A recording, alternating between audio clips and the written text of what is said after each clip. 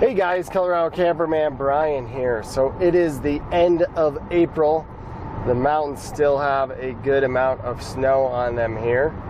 But anyways, I am doing a little bit of recon, trying to find some dispersed campsites. So we have a little family getaway here for the weekend just outside of Salida, Colorado. And while the little guy is down for a nap and Mama is hanging out, just relaxing, Dada's going out and trying to find us some good campsites for the summertime. So I just wanted to do a quick video here.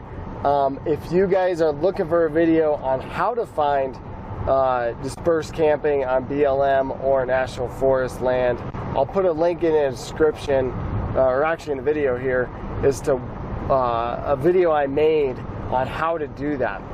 This is just going to be just a real quick video, but I mainly want to just show you guys and kind of stress the importance of actually going out and doing this. If you do have the ability to do this, I strongly recommend it. We've been out on several dispersed camping trips when we had planned to go to a specific area and either somebody had already taken that spot or the road was inaccessible because of a lot of rain and the road was washed out or super muddy. And that's happened to us multiple times. And when you're towing a 30-foot camper into the wilderness on some of these forest roads and stuff, you're potentially going to put yourself in sticky situations that you really don't want to be in. So the major benefit of doing this before the camping season or before your trips is that you get the opportunity to scope out multiple sites. And one thing I would strongly recommend when you go to do this is turn your phone on GPS, or if you have a GPS unit, you could use that as well, and drop a pin where all these various locations are. That way they're saved in your GPS or your phone and you know exactly where they are. And I would strongly encourage you to find as many sites as possible, because again, you just don't want to be, at least from my experience, I don't enjoy towing our big camper and trying to find spots because our planned spot was inaccessible or taken. So that's my main tip. So when you're going and checking out these roads, another tip is really pay attention to the dips, cattle guard crossings, things of that nature, because you really want to be able to see and make sure that your camper would be able to make it on these roads.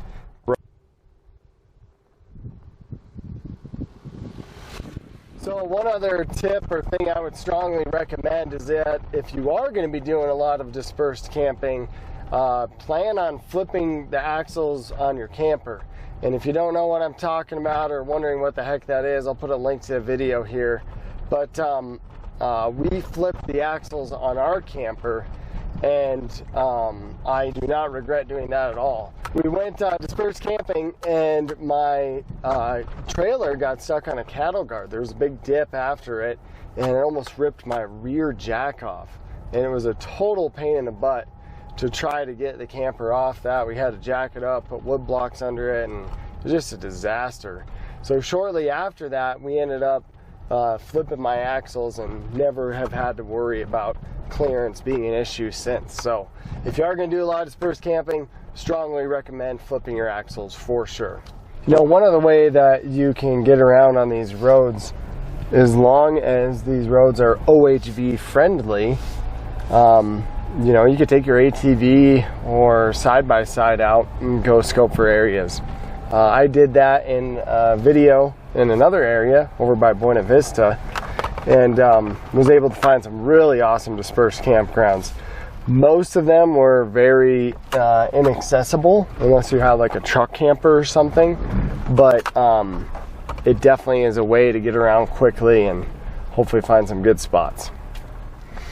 So here's a great example of why you should do this. This is private property to the left, and then here's your trail to the right. If you were towing a camper and trying to do this, and let's say you had to turn around, There's basically nowhere to turn around a 30-foot camper right here. So as you're doing this, you also want to make sure you're paying attention to height and branches and everything that would be above your head. I had to turn around here. The road was getting a little too bumpy and gnarly for the mom-mobile. The old CRV does have decent ground clearance and is all-wheel drive, but it's just a little mom-mobile, so we gotta take good care of it. Woo-wee! Check out them views. That's sweet or what? So if you are going to be doing a lot of dispersed camping, one thing that you may want to consider is your camper size. You may actually want to get a smaller camper if you're going to be doing a lot more dispersed camping. I have a buddy that he has either, I think it's a 16 or 18 foot camper. I'll put the model here in the video, but I believe it's a Starcraft Extreme, like one of those more off-road versions. And it has flipped axles from the factory and some larger tires. So he can take that baby, you know, a lot of spots where we can't for sure. And if you are going to be doing a lot of dispersed camping, having a setup like that, you know, would be really good.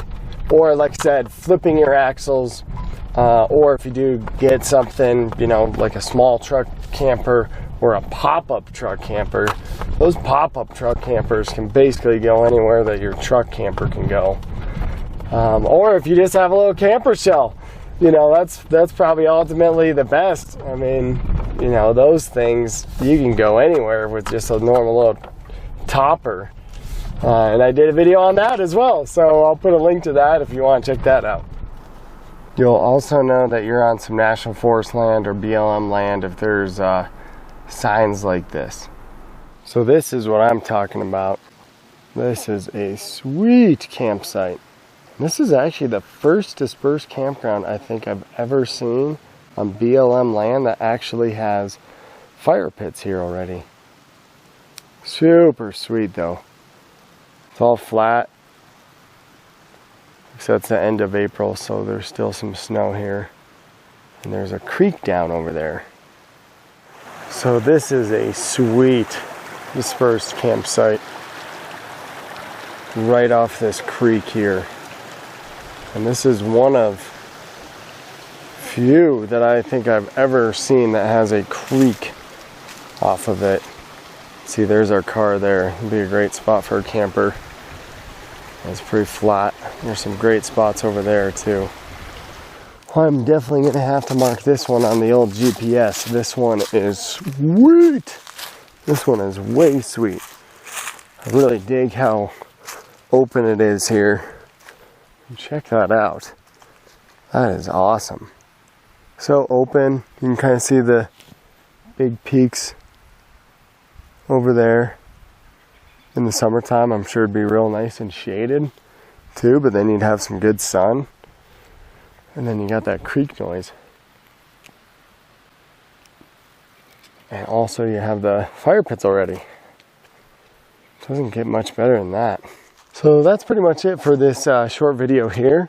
Thank you guys for checking it out. Again, just want to do this video just to encourage you guys to get out there ahead of the camping season or before your trip to scope out some potential dispersed campgrounds or campsites, and make sure you plug these guys into your GPS. So hopefully you guys find something as sweet as this one here that I found. So anyways, thank you guys for checking out this video. Subscribe to the channel if you haven't already, and I look forward to seeing you in the next one.